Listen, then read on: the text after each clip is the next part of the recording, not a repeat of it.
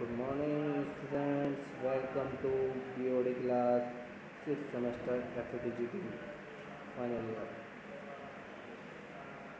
जैसे कि आप स्क्रीन पे देख रहे हैं, हम स्मॉल स्केल इंडस्ट्रीज यूनिट 2 का पार्ट कर रहे हैं। आज भी आपके लिए एक इम्पोर्टेंट टॉपिक लेकर मैं आया हूँ। इससे प्रीवियस क्लास में आपने पढ़ा था कि प्रिंसिपल्स ऑफ ऑर्गेनाइजेशंस, किसी भी सिद्धांत, अगर एक आपका कोई ऑर्गेनाइजेशन है, आपकी कोई इंडस्ट्री है, उसमें बहुत सारे सिद्धांत होने चाहिए जिससे आपकी उसकी जो इंडस्ट्री है वो अच्छे से साबित हो सके। Advantage of small scale industries के बारे में भी हमने अपने प्रीवियस लेक्चर्स में डिस्कस किया था। आज आपके लिए मैं लेकर आया हूँ इस वीडियो लेक्चर्स में। चलिए देखते हैं। Nature of management. Natures of management यहाँ हम डिस्कस कर रहे हैं कि क्या नेचर होना चाहिए किसी भी मैनेजमेंट का।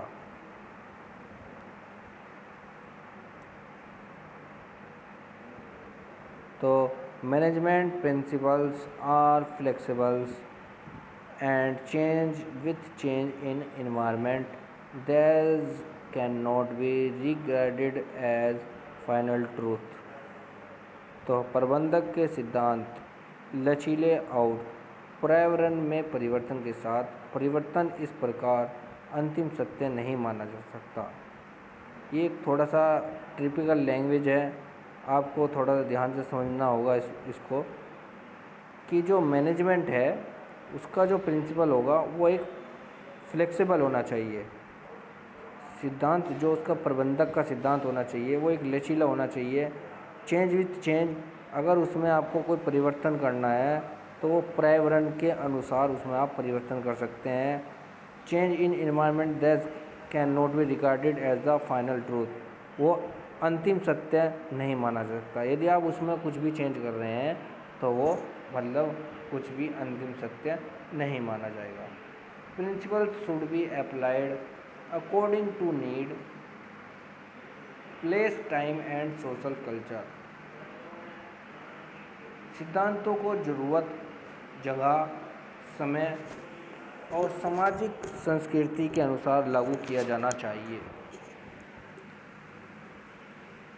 Continuous research to be carried out, निरंतर अनुसंधान को आगे बढ़ाया जाना चाहिए।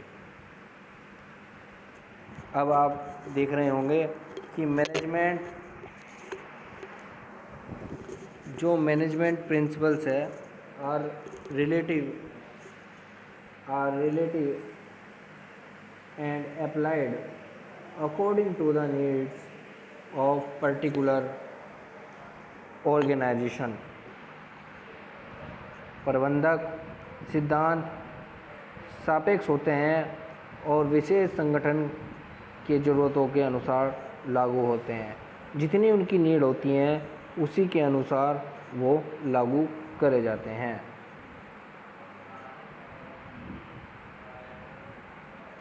Management involve the directions of human behaviour. जो मैनेजमेंट है वो संगठन के अनुसार अपने बिहेवियर और इन एन ऑर्गेनाइजेशन, अपने मानव व्यवहार की दिशा शामिल होती है। Which are directed towards regulating human for best result, जो सर्वोत्तम परिणाम के लिए मानव को विनियमित करने की दिशा में निर्देशित होती हैं। Management principles establish cause and effect relationship. प्रबंधक के सिद्धांत कारण और प्रभाव संबंध स्थापित करते हैं। The effects are based on the management principles which are based on predications based upon division of labour which result efficiency. प्रभाव प्रबंधक सिद्धांतों पर आधारित होते हैं जो श्रम के विभाजन के आधार पर भविष्यवाणियों पर आधारित होते हैं। Here division of labour is causes and efficiency is result. दक्षता का परिणाम होते हैं, यहाँ पर श्रम का विभाजन और दक्षता परिणाम है। यहाँ मैंने कुछ फंक्शंस ऑफ मैनेजमेंट आपसे डिस्कस कर रहा हूँ, मोस्ट इम्पोर्टेंट है, आपके एग्ज़ाम में भी काफ़ी बार आए हुए हैं। आपको भी मैंने असाइनमेंट दूंगा मैं, उसमें भी ये क्वेश्चन रहेगा, इसलिए सभी के सभी बच्चे स्टूडेंट्स इसको नोट डाउन करते रहें। क्या है फंक्शन ऑफ मैनेजमेंट? एक प्रबंधक योजना के कार्य क्या हैं? Planning. Planning means are determination what is to do be done, how and where is to be done, who is to be done, how are the results are to be evaluated. Planning consists of establishing object, formulating the rules and regulations, developing program, scheduling and budget. देखते हैं क्या होती है हमारी planning किसी भी functions में। तो प्लानिंग का अर्थ है क्या किया जाना चाहिए, कैसे और कहाँ पर किया जाना है, इसका निर्धारण किसको करना है और किसके परिणामों का मूल्यांकन किया जाना है, ये सब एक प्लानिंग के थ्रू होता है। प्लानिंग में निम्न शामिल हैं, क्या शामिल हैं? उद्देश्यों की स्थापना, नियम और कानून बनाना, विकासशील कार्यक्रम बनाना, निर्धारण करना और बजट करना। इस तरह की एक इंडस्ट्री में एक प्रबंधक को, एक मैनेजमेंट को योजना बनानी पड़ेगी, प्लानिंग बनानी पड़ेगी, अपने मैनेजमेंट को, अपने इंडस्ट्री को आगे बढ़ाने के लिए। उसे अपनी प्लानिंग में इम्पोर्टेंट पॉइंट्स लिखने पड़ेंगे, उन्हें स्टार्ट करने पड़ेंगे कि शेड्यूलिंग होगी, वहाँ पर ऑब्जेक्ट किसके रूल्स एंड रेगुलेशंस, नियम और कानून भी बनाए रखेंगे, बजट भी बनाना पड़ेगा, विकासशील कार्यक्रम भी रखने पड़ेंगे। चलिए नेक्स्ट पॉइंट देखते हैं, ऑर्गेनाइजेशंस, प्रबंधक। और ऑर्गेनाइजेशंस क्या है? आयोजन। कि it means identification and grouping the activities to be performed and dividing them among the individual and creating authority and responsibility relationship among them for the accomplishment of organizational objective। इसके बारे में हम पढ़ते हैं कि क्या है ऑर्गेनाइजेशन। आयोजन क्या है? आयोजन, इसका अर्थ है प्रदर्शन की जाने वाली गतिविधियों की पहचान करना, कि आपके यहाँ जो प्रदर्शन हो रहा है, जो आपके यहाँ एक्टिविटी हो रही है, वो कैसे परफॉर्म हो रही है, उनकी पहचान करना, उन्हें किस तरह से व्यवस्थित किया जा रहा है, उन्हें व्यक्तियों के बीच में कैसे विभाजित करा जा रहा है, और संगठनात्मक उद्देश्यों की सिद्धि के लिए उनके बीच प्राधिकरण और जिम्मेदारी संबंध बनाना। यह मिश्रण इस तरह है, इसके भी कुछ न कुछ हमारे कार्य होते हैं। क्या है? Determinations of objective and identifications of activities necessary to achieve the objectives, delegations of authority and relationship among individually, coordinations of activity and assignment of duties, division of activity into different units of department। देख लेते हैं क्या होते हैं ये। उद्देश्यों की प्राप्ति और उद्देश्यों को प्राप्त करने के लिए आवश्यक गतिविधियों की पहचान, व्यक्तियों के बीच अधिकार और संबंध का प्रयोजन, गतिविधियों का समन्वय और कर्तव्यों का असाइनमेंट, विभिन्न इकाइयों या विभागों में गतिविधियों का विरोध। फिर आता है आपका स्टाफिंग। स्टाफिंग क्या है? कि human resource management is a process consisting of that acquisition, development, motivationals and maintenance of human resource. कि एक मानव संसाधन प्रबंधन, मानव संसाधन के अधिकरण, विकास और प्रेरणा और रखरखाव से मिलकर एक प्रक्रिया बनाते हैं, एक प्रोसेस बनाते हैं। इसमें बहुत सारे आपके कार्य आते हैं। इस consist of man power planning to determine the quality and quantity of employ required for the job to be done, requirement for attracting qualified person, selection of best candidate, placement of the right man for the right job, training and development to increase new skills, knowledge and competency to be job, motivationals of point employee, evaluations performance of employees और employees welfare। क्या है कि एक स्टेफिंग एक मानव संसाधन प्रबंधन मानव संसाधन के अधिग्रहण, विकास और प्रेरणा से रखरखाव मिलकर एक प्रक्रिया बनती है कि आपने एक किसी को मतलब हायर करना है नौकरी के लिए, तो उस नौकरी में क्या गुणवत्ता होनी चाहिए, क्या मात्रा है उसे सेलेक्ट करने की, कितनी क्वालिटी है, कितनी क्वांटिटी है, हर तरह की उसमें एक तरह की नॉलेज होनी चाहिए। योग्य व्यक्तियों को आकर्षित करने के लिए भर्ती होनी चाहिए। सर्वश्रेष्ठ उम्मीदवार का चयन होना चाहिए। सही काम के लिए सही आदमी का प्लेसमेंट हो। नौकरी करने के लिए नए कौशल, ज्ञान, योग्यता बढ़ाने के लिए प्रशिक्षण और विकास हो। कर्मचारियों का अभिप्रेरण हो। कर्मचारियों का मूल्यांकन प्रदर्शन हो और कर्मचारी कल्याण हो।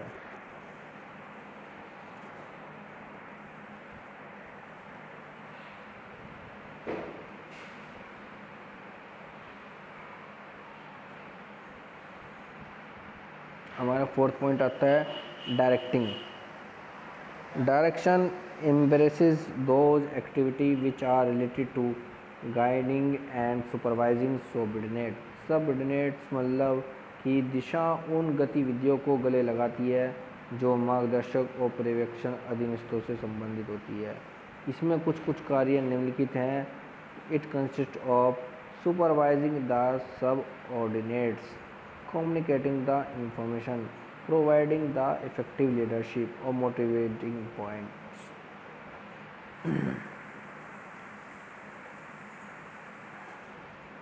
अधीनस्थों का पर्यवेक्षण करना, सूचनाओं का संचारण करना, प्रभावी नेतृत्व प्रदान करना और कर्मचारियों को प्रेरित करना। पांचवा पॉइंट आता है हमारा लास्ट पॉइंट। पांचवा पॉइंट एंड लास्ट पॉइंट आता है हमारा controlling. Controlling is the process of monitoring activity to ensure that they are being accomplished as planned and of correcting any significant deviations। नियंत्रण कंट्रोलिंग नियंत्रण गतिविधियों की निगरानी की प्रक्रिया है ताकि यह सुनिश्चित किया जा सके कि उन्हें नियोजित किया जा रहा है या नहीं और किसी भी महत्वपूर्ण विचलन को ठीक किया जा रहा है या नहीं। इसके कुछ मुख्य कार्य निम्नलिखित हैं। Determinations of standard performance, measurement of actual performance, compare the actual performance with the standard, analyze deviations, take corrective action if necessary। मानक प्रदर्शन का निर्धारण, वास्तविक प्रदर्शन का मापन, मानक के साथ वास्तविक प्रदर्शन की तुलना करता है, विचलन का विश्लेषण करता है, यदि आवश्यक हो तो सुधारात्मक कार्रवाई करें। इस तरह से आपके ये 5 पॉइंट हुए हैं। चलिए स्टूडेंट्स, अब आप देख रहे होंगे स्क्रीन पर आपको दिख रहा होगा challenges faced by small business, कि एक छोटे से बिजनेस को खड़ा करने के लिए क्या क्या चैलेंज फेस करने पड़ते हैं एक इंटरप्राइज को। तो इस वीडियो के माध्यम से मैं आपको इन्हें दिखाना चाह रहा हूँ, ध्यान से देखना।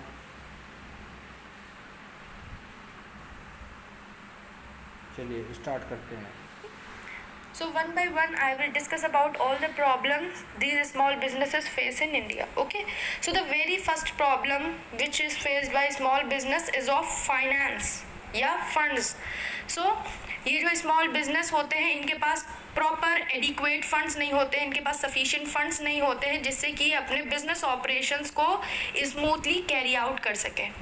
सी जब इनके पास प्रॉपर एडिक्वेट फंड्स नहीं होते हैं तो इनकी क्रेडिट वर्दीनेस भी जो है वो कम हो जाती है, and due to this lack of credit worthiness many of these small scale units fail to raise funds from the capital market. Moreover, bank भी इन्हें पैसा लेंड करने से हेजिटेट करते हैं, बैंक भी इन्हें लोन देना नहीं चाहते होते हैं क्योंकि इन यूनिट्स के पास, ये जो स्मॉल स्केल बिजनेस है इनके पास प्रॉपर एडिक्वेट कोलेटरल सिक्योरिटी नहीं होता है गारंटी के तौर पे बैंक को देने के लिए। मैं आपको इस वीडियो में अभी बता रहा हूँ फाइनेंस मीन्स क्या होता है। एक स्मॉल बिजनेस जो होता है, एक छोटा इंटरप्राइज जो होता है, अपनी कंपनी को खड़ा करना चाहता है, उसको एक फाइनेंस प्रॉब्लम भी फेस करनी पड़ती है अपनी इंडस्ट्री में। क्या होता है कि उनके पास एक अवेलेबिलिटी सफिशिएंट फंड नहीं होता order to carry out of business, किसी बिजनेस को खड़ा करने के लिए। Important problem face by small scale industries, bank seat to grant financial help to these it, bank भी इनकी हेल्प नहीं कर पाता क्योंकि बैंक के भी कुछ अपने एक रूल्स होते हैं। वो रूल्स में क्या होता है कि एक सिक्योरिटी आपको अपने अकाउंट में दिखानी पड़ती है जिसे आप एफडी बोलते हैं। एक एफडी बना के आपको देनी पड़ती है एक सिक्योरिटी बेस पे कि आपके पास इतना अमाउंट है। अगर आपकी इंडस्ट्री को लॉस हो जाता है तो बैंक उन एफडीओ से आपके अमाउंट का जो आपको लोन दिया है उसका हर्जाना उठा सकते हैं। तो इस तरह का आपको एक स्मॉल बिजनेस खड़ा करने के लिए बहुत प्रॉब्लम का फेस करना पड़ता है। चलिए देखते हैं। ये इनको बैंक से भी लोन नहीं मिल पाता है। So this is the major problem of small businesses कि इनके पास एडिक्वेट फंड्स नहीं होते हैं अपना बिजनेस ऑपरेशंस को कैरी आउट करने के लिए, और क्रेडिट वर्दीनेस कम होने की वजह से ये बैंक और कैपिटल मार्केट से भी पैसा रेज नहीं कर पाते। Okay, another problem faced by small business in India is of raw material and power. So आप इन बिजनेस का दूसरा प्रॉब्लम है कि इन्हें गुड क्वालिटी का रॉ मटेरियल मिल जाए, ये इनका दूसरा प्रॉब्लम है। Because they have to either compromise with the quality or they have to pay a high price to get quality material. So इनका जो दूसरा प्रॉब्लम है वो है रॉ मटेरियल का। इन्हें अच्छा क्वालिटी का रॉ मटेरियल मिलना ये बहुत ज़्यादा डिफ़िकल्ट काम होता है। अगर इन्हें अच्छा क्वालिटी का रॉ मटेरियल चाहिए है तो या तो इनको उसके लिए अच्छा प्राइस देना पड़ेगा, and as I already told you कि इनके पास फंड्स की कमी होती है तो इन्हें कॉम्प्रोमाइज़ करना पड़ता है गुड क्वालिटी रॉ मटेरियल के लिए। मोर ओवर इनका जो बार्गेनिंग पावर होता है वो भी रिलेटिवली लो होता है क्योंकि ये स्मॉल क्वांटिटी में रॉ मटेरियल परचेज करते हैं अपने सप्लायर से। ओके, अनदर प्रॉब्लम इज, मैं इसको आपको डिस्कस कर लेता हूँ रॉ मटेरियल एंड पावर को। अभी वीडियो में आपने सुना है कि क्या होता है कि जिस टाइप का इन्हें मटेरियल मिलना होता है उस टाइप का इन्हें मटेरियल नहीं मिल पाता क्योंकि इनके पास फंड नहीं है, इनके पास स्टोरेज फैसिलिटीज़ नहीं है कि कहाँ पे रखें। अगर कोई कंपनी होती है उनके एडवर्टाइजमेंट चलते रहते हैं, उनके ऑफ़र चलते रहते हैं कि आप इतना माल खरीद लीजिए, आपको हम इतना % छूट कर देंगे, तो इस तरह का वो भी फंड ये जुटा नहीं पाते। उस टाइप की जो वहाँ पर स्टोरेज कैपेसिटी है वो नहीं हो पाती। Storage of power is the another factor. एक स्टोरेज जो पावर जो है समस्या है, यह एक अलग समस्या है which leads to under utilise plant की कैपेसिटी के हिसाब से, क्योंकि इनका प्लांट छोटा है, क्योंकि छोटी इंडस्ट्रीज़ के मतलब से खड़े हुए हैं small scale industries. Of power also, इनके पास इलेक्ट्रिसिटी नहीं होती है। जब इनके पास इलेक्ट्रिसिटी नहीं होती है, पावर नहीं होती है, सो इनकी जो प्लांट कैपेसिटी भी है वो अंडर यूटिलाइज ही रह जाती है। ओके, सो इनका कैपेसिटी यूटिलाइजेशन जो है वो कम रहता है। Okay, with this we have another problem of small scale industries is of marketing. See, generally इनका जो मार्केटिंग एरिया होता है स्मॉल स्केल यूनिट्स का वो वीक होता है, छोटा ही होता है। ऑल्सो यहाँ पे डायरेक्ट मार्केटिंग जो है वो फीजिबल नहीं होती है इन यूनिट्स में, बिकॉज इनके पास प्रॉपर बढ़िया इंफ्रास्ट्रक्चर नहीं होता है। Hence they have to totally depend on the middlemen who sometimes exploit them to pay low prices and they delaying in the payment also.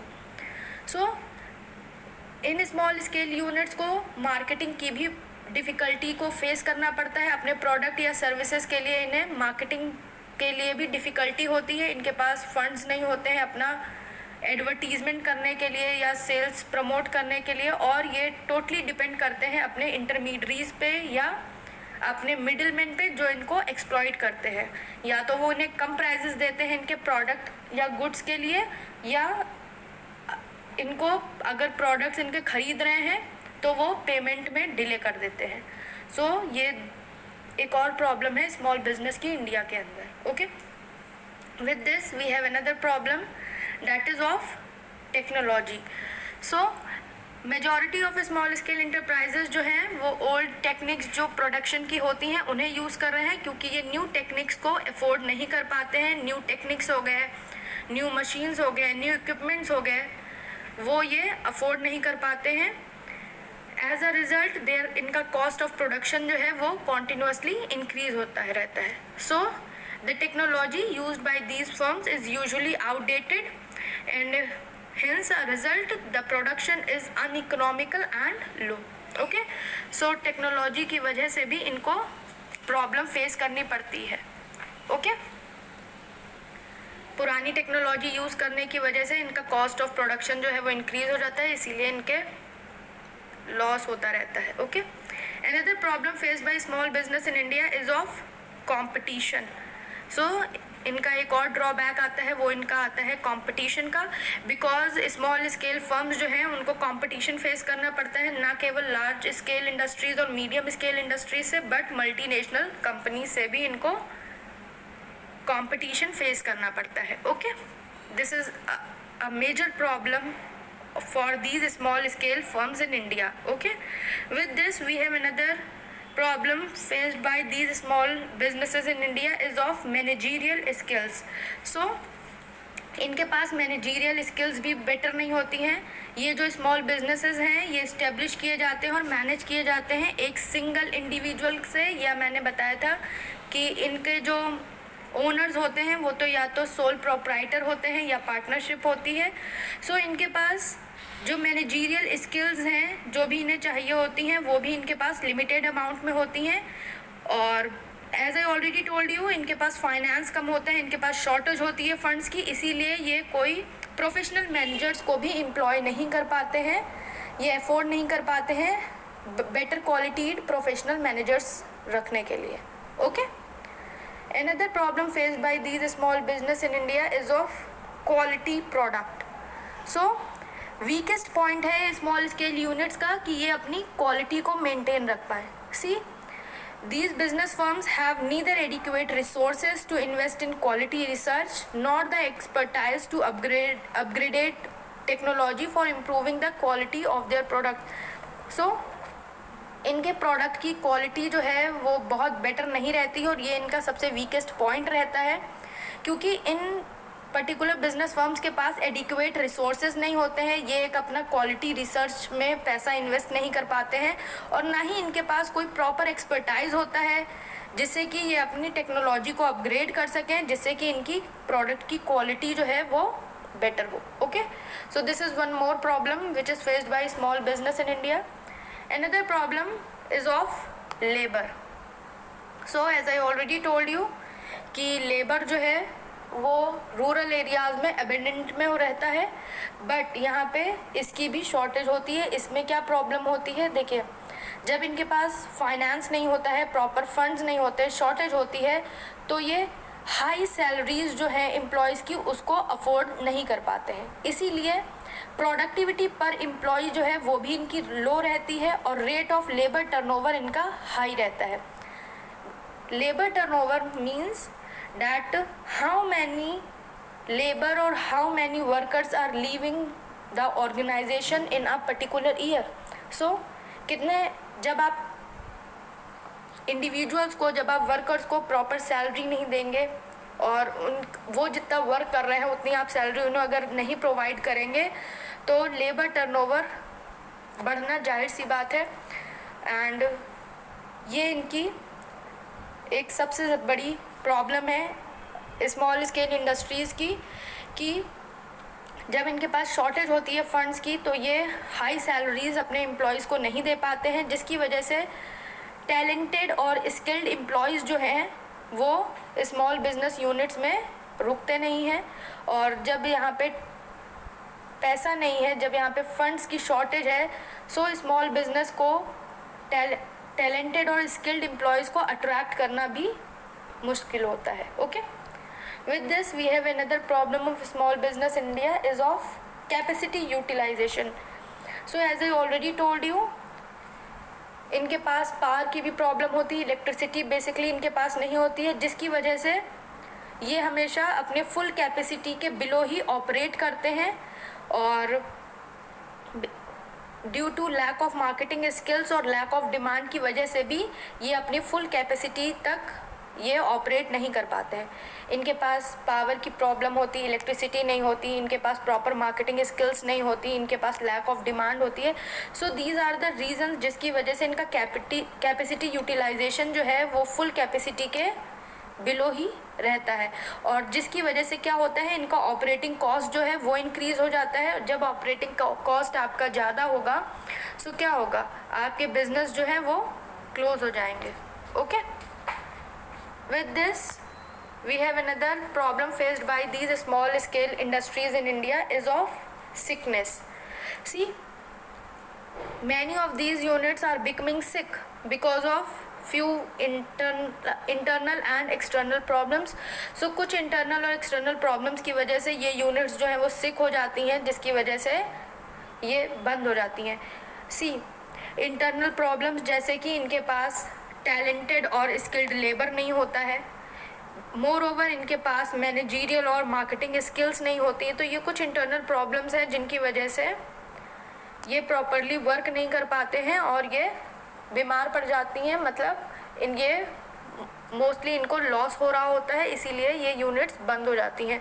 More over आपके एक्सटर्नल प्रॉब्लम्स हो गए, जैसे कि इनके पास पेमेंट नहीं आता है। As I already told you कि ये जो भी अपना गुड्स जो है वो बाहर बेचते हैं वो सिर्फ और सिर्फ मिडिलमैन की वजह से बेचते हैं और वो भी इनको पेमेंट सही टाइम पे नहीं देते हैं।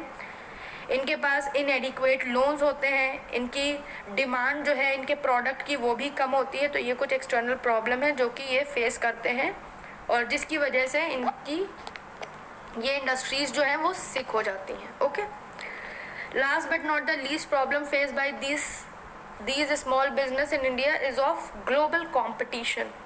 So as I already told you कि मेजर प्रॉब्लम जो कि स्मॉल स्केल यूनिट्स फेस करते हैं वो है आपके LPG की वजह से, that is because of globalisation, privatisation and liberalisation.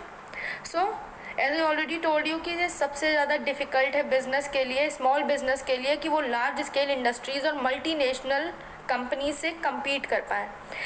ना ही इनके पास इतना अच्छा क्वालिटी स्टैंडर्ड होता है, ना इनके पास मार्केटिंग कैपेबिलिटीज़ होती हैं, ना इतना अच्छा फाइनेंशियल इनका क्रेडिट वर्दीनेस होता है, ना इनके पास टेक्नोलॉजिकल और मैनेजरियल स्ट्रेंथ होती है जिससे कि ये लार्ज स्केल और मल्टीनेशनल कॉरपोरेशन से compete कर पाए। Okay, with this they have another problem that is of limited access to the market of developed countries.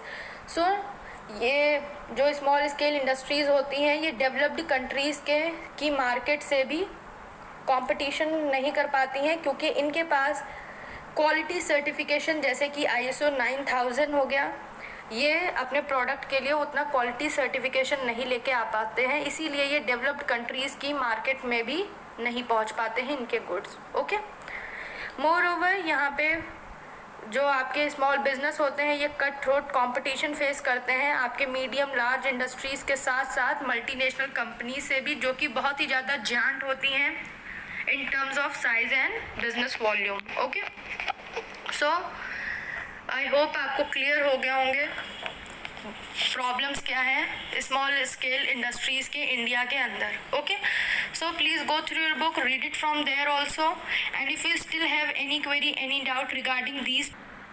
तो स्टूडेंट्स, हमने यहाँ पर देखा था कि एक छोटे बिजनेस खड़ा करने के लिए क्या क्या प्रॉब्लम फेस करनी होती है हमें. स्मॉल स्केल इंडस्ट्रीज़ को खड़ा करने के लिए एक प्रबंधक को, एक इंटरप्राइज को क्या क्या मुसीबतों को से गुजरना पड़ता है. तो आज का जो हमारा लेक्चर्स था उससे हम जल्दी से जल्दी, जिस तरह से हर लेक्चर्स को हम जल्दी जल्दी रिवाइज करते हैं, इस तरह से करते हैं. आज का जो हमारा लेक्चर्स था वो था नेचर्स ऑफ मैनेजमेंट प्रिंसिपल्स. इसमें क्या होता है कि जो मैनेजमेंट होता है वो फ्लेक्सिबल होना चाहिए और चेंज विद द चेंज, परिवर्तन के साथ चेंज करता रहे, पर्यावरण के हिसाब से चेंज करता रहे और एक फाइनल ट्रूथ पे ना जाए, एक अंतिम सत्य उसे ना माना जाए चेंजेस को. ये है कि वो चेंज करके देख रहा है, यानी कि फाइनली उसने चेंज कर दिया है. Principle should be applied according to the need. उसमें जो सिद्धांत हैं ज़रूरतों के हिसाब से लगाए जाएँ, जगह के हिसाब से लगाए जाए और सामाजिक संस्कृति के हिसाब से लागू करे जाए. Continuously research to be carried out. निरंतर अनुसंधान को आगे बढ़ाना चाहिए, मतलब रिसर्च को आगे तक लेके चलना चाहिए. Management principles are relative to applied according to the needs और पर्टिकुलरली ऑर्गेनाइजेशन. जो हमारा प्रबंधक है, सिद्धांत है, वो सापेक्ष होना चाहिए, रिलेट होना चाहिए ज़रूरतों के हिसाब से कि कितनी नीड्स हैं, कितना उस नीड्स पे हमें काम करना है, उस ऑर्गेनाइजेशन की कितनी नीड है, तो इसके हिसाब से हमें उसे लेके चलना चाहिए. Management involves the direction of human behaviour.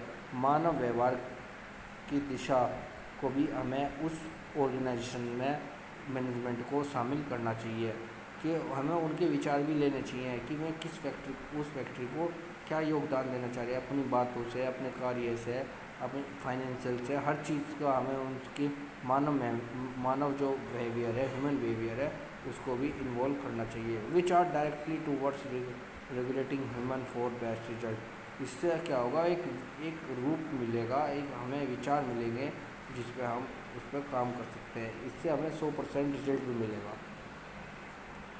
चलिए आगे देखते हैं. Management principle establish cause and effect relationship. ये प्रबंधन के सिद्धांत कारण और प्रभाव संबंध स्थापित करते हैं. The effective are based on the management principle which are based on the prediction based upon the division of labour. मतलब ये नहीं है कि आप श्रम विभाजन के आधार पर भविष्यवाणियों पर आधारित होते रहेंगे कि भाई आज ये बंद हो गया, आज लेबर की कॉस्ट इतनी होगी. हमें अपने अनुसार चलना पड़ेगा. हमें नेचर एक इस तरह का नेचर रखना पड़ेगा, हमें अपना एक ऐसे इस तरह का सिद्धांत बनाना पड़ेगा कि हमें उस ये नहीं कि भविष्यवाणी को देख के हमें उसका दुरुपयोग भी करें, उनका हमें फैक्टर कर देना चाहिए. रिजल्ट हमें एफिशिएंसी 100% देनी है. मैंने बताया था ये तो हमारा नेचर था. फिर फंक्शन ऑफ मैनेजमेंट आता है. फंक्शन ऑफ मैनेजमेंट हमारा वेरी इंपॉर्टेंट है according to board exam. Board exam के हिसाब से अगर देखा जाए तो फंक्शन मैनेजमेंट बहुत इम्पोर्टेंट है हमारे लिए. क्या है फंक्शन मैनेजमेंट, चलिए देखते हैं. ऐसे हमने इसमें 5 पॉइंट डिस्कस करे थे. हमारे ये था कि भाई प्लानिंग कैसे होगी, ऑर्गेनाइजेशन कैसे होगा, ऑर्गेनाइजेशन के बाद हमें पढ़ा था भाई स्टाफिंग कैसे होगी, कैसे रिक्रूट होता है, कैसे उसका सिलेक्शन होगा, इस तरह का हमने पढ़ा था. फिर हमने पढ़ा था डायरेक्टिंग कैसे होगी, तो उसका नियोजन कैसे होगा, निर्देशन कैसे होगा, और फिर कंट्रोलिंग उसका नियंत्रण कैसे होगा. इस तरीके में हमने डिस्कस करे थे. तो इन्हें हम जल्दी जल्दी थोड़ा शॉर्ट में इनको देख लेते हैं. तो भाई नियोजन प्लानिंग कैसे करेंगे. प्लानिंग का मतलब होता है मीन्स डिटर्मिनेशंस. व्हाट इज़ टू, कौन कैसे कैसे करेगा और क्या किया जाना चाहिए और कहाँ किया जाना चाहिए, इसका निर्धारण केवल प्लानिंग से ही होगा. प्लानिंग में कुछ कार्य भी हमें लेने पड़ेंगे, उद्देश्यों की स्थापना भी करनी पड़ेगी, नियम और कानून भी बनाने पड़ेंगे, विकासशील कार्यक्रम भी फंक्शन भी करने पड़ेंगे, निर्धारण भी करना पड़ेगा और बजट भी बनाना पड़ेगा. ये हमारे उसमें आ गया था नियोजन में, प्लानिंग में. फिर आता था हमारा ऑर्गेनाइजिंग पार्ट. ऑर्गेनाइजिंग पार्ट में क्या आता कि it means identification and grouping of activity. to be performed and dividing them among the individual and creating authority and responsibility relationship among them. ये हमारा क्या था कि इसका अर्थ था कि प्रदर्शन की जाने वाली गतिविधियों की पहचान करनी पड़ेगी, हमें उन्हें व्यवस्थित रूप देना पड़ेगा, व्यक्तियों के बीच विभाजित करना पड़ेगा कि भाई ये आपका ये सेक्टर है, ये सेक्टर है, ये इस टाइप का लेवल है, ये इस लेवल है। तो उनके बीच हमें प्राधिकरण और जिम्मेदारी का संबंध भी बनाने पड़ेंगे कि इसकी ये जिम्मेदारी है, इसकी ये जिम्मेदारी है। ये कई तरह के कार्य हमने इसमें स्थापित करे थे, कौन कौन से कि उद्देश्यों की प्राप्ति और उद्देश्यों को प्राप्त करने के लिए आवश्यक गतिविधियों की पहचान करना, व्यक्तियों के बीच अधिकार और संबंध का प्रत्योजन करना, गतिविधियों का समन्वय और कर्तव्यों का असाइनमेंट देना, विविध इकाइयों या विभागों में गतिविधियों का विश्वास जुड़ाना। फिर आया था आपका स्टाफिंग। ये बहुत इम्पोर्टेंट पार्ट है कि human resource management is a process consist of the acquisition, development, motivation and maintenance of human resource. कि मानव संसाधन प्रबंधन मानव संसाधन के अधिग्रहण, विकास, प्रेरणा और रखरखाव से मिलकर एक प्रक्रिया है। इसमें कुछ मोस्ट इम्पोर्टेंट हमने पॉइंट पढ़े थे कि man power planning to determine the quality and quality of employment, मतलब उसकी क्या है कि गुणवत्ता और मात्रा के आधार पर ही उस आवश्यक कर्मचारियों की जांच हमें जनशक्ति नियोजन करना चाहिए।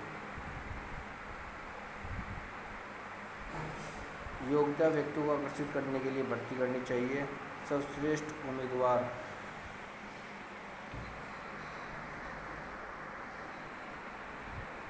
का चयन करना चाहिए। सही काम के लिए सही आदमी का प्लेसमेंट करना चाहिए और नौकरी करने के लिए कुशल भी होना चाहिए, योग्यता को बढ़ाना भी चाहिए, उसका प्रेसिडेंट भी करता रहना चाहिए। कर्मचारियों का भी प्रेरणा मिलती रहनी चाहिए, कर्मचारियों को मूल्यांकन दृश्य मिलना चाहिए। Direction embraces those activities which are related to guiding and supervising subordinates। Directive मतलब हमें निर्देशन कैसे मिलना चाहिए। दिशा उन गतिविधियों को गले लगाती है जो मार्गदर्शक ऑपरेशन अधिकारों से संबंधित होती है। इसमें कुछ मोस्ट इम्पोर्टेंट पॉइंट शामिल हैं। क्या है कि जो हमारे सब ऑर्डिनेट हैं उनका पर्यवेक्षण करना है, सूचना का संचरण, प्रभावी नेतृत्व का प्रदान करना, कर्मचारी को प्रेरित करना। कंट्रोलिंग पॉइंट क्या है। Controlling is the process of monitoring activity to ensure that they are being accomplished as a planned and of correcting and significant deviations।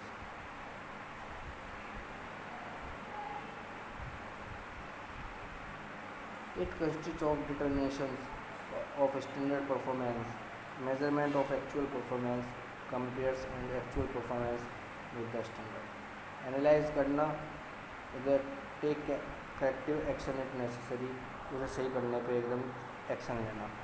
नियंत्रण गतिविधियों की निगरानी की प्रक्रिया है ताकि यह सुनिश्चित किया जा सके कि उन्हें नियोजित किया जा रहा है, किसी भी महत्वपूर्ण विचलन को ठीक किया जा रहा है। इसमें मोस्ट इम्पोर्टेंट कार्य है कि मानक प्रदर्शन का निर्धारण करना, वास्तविक प्रदर्शन को मापन करना, मानक के साथ वास्तविक प्रदर्शन की तुलना करता है, विचलन का विश्लेषण करता है, यदि आवश्यक हो तो उसे सुधारात्मक कार्रवाई भी करता है। आज के वीडियो लेक्चर्स में आज हमने इतना ही पढ़ा था। मोस्ट इम्पोर्टेंट हमारा फंक्शनल मैनेजमेंट रहा यहाँ पर। हमने ये भी देखा था, यहाँ पर हमने ये भी देखा कि हमारे जो इंडस्ट्री है, स्मॉल स्केल इंडस्ट्रीज़ होता है, उसमें कौन कौन सी प्रॉब्लम हमें फेस करनी पड़ती है, ये भी हमने इसमें देखा। आई होप सभी स्टूडेंट्स के समझ में आए होंगे। स्टूडेंट्स की कुछ क्वारीज भी होंगे, वो हम जूम ऐप पर डिस्कशन करेंगे, जो आपकी क्वारीज हैं।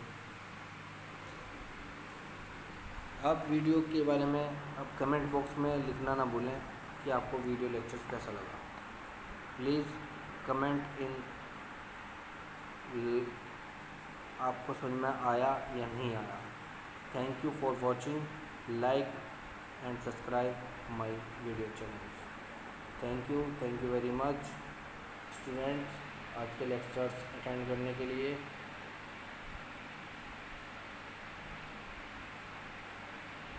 आपके इसमें एक या दो टॉपिक बचा है।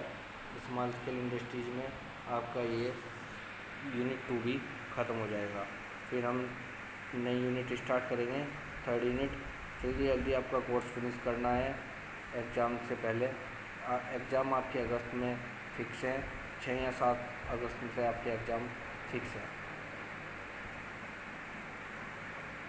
तो thank you very much student.